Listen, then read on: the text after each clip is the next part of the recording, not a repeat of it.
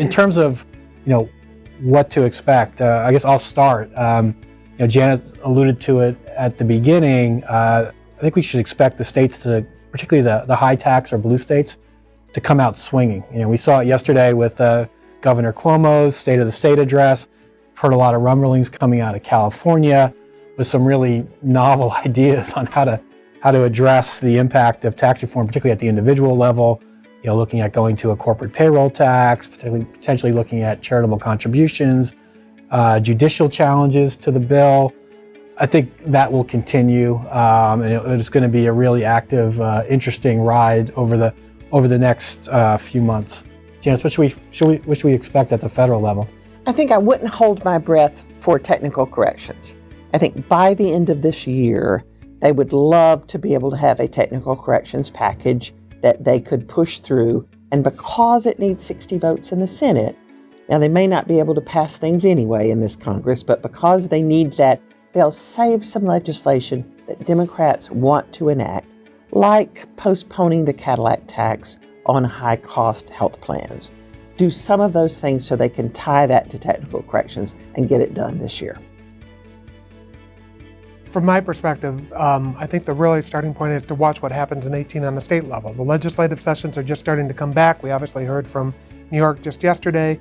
Those sessions really start to key up in the next couple of weeks, and the process tends to run for most states through June, with the heat of the action happening between March and June is the time period it comes through. So as we watch the states react to this, it's like, how are they going to either just simply update the code? And when they update it, will they update it back retroactively to 2017? Or when they update it, do they update it as of 2018? And how that impacts all the analysis that we talked about on today's webcast. And as part of that, the issue for you as our clients is really how to track that mechanism through the third-party services or through state legislative services that we offer PwC. How do we actually, track the things that are changing over time so that we can get the change of that impact recorded in the right quarter?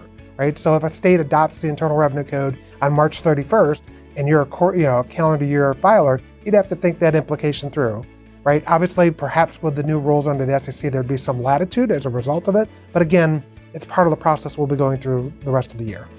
Great. Scott? Couple of things I've been thinking about. One is from a controversy perspective. I was in a client meeting with a federal partner yesterday, and we were talking about a lot of these issues and what my thoughts were on how the states would treat them. And the partner's question to me was, well, what's your opinion level on that by state? I laughed. I said, well, the usual state tax answer, it depends. But I also said, well, what's your federal conclusion first? I need to know on all these how you're going to treat these items from a federal perspective. Where is it going to show up on the tax return in states where it matters? And so that's going to cause a lot of controversy. We need to understand the federal implications, then we need to see what the states do. We're going to need to track, obviously, federal regulations and other administrative guidance. And then similarly at the state level, we'll have to track administrative guidance like what happened in Pennsylvania and think about positions to take where they're appropriate. The other area that I've been thinking about is credits and incentives. And obviously with the toll charge, there is going to be a lot of cash coming back from foreign jurisdictions. And obviously companies have a few different choices of what to do with that. And you've seen a lot of it in the press. Are they going to do share buybacks? Are they going to give out bonuses, or are they going to invest? And to the extent they're going to invest in plant and equipment, besides the full expensing, which we talked about, you definitely need to be thinking about credits and incentives, property tax abatements, sales and use tax exemptions. And then to the extent the cash would be invested in employees and job growth, similarly, we need to think about the usual slate of state credits and incentives related to job growth and employment. Yeah, I think that's more important than ever as the state tax rate becomes a much more meaningful component of the overall effective rate for companies. Absolutely. And Kim? Yeah, from a compliance standpoint, I think companies need to start thinking about what this means immediately for their 2017 liability and their state tax liability going forward.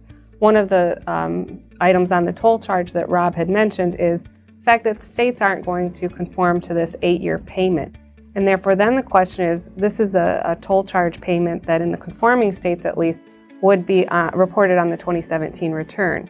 So do companies need to think about making payments to cover potential slippage in the states that don't have 100% DRD when in April, when it comes time to make extension payments? I'll also mention just briefly that we've discussed a lot of the complexities here, but we've really only scratched the surface.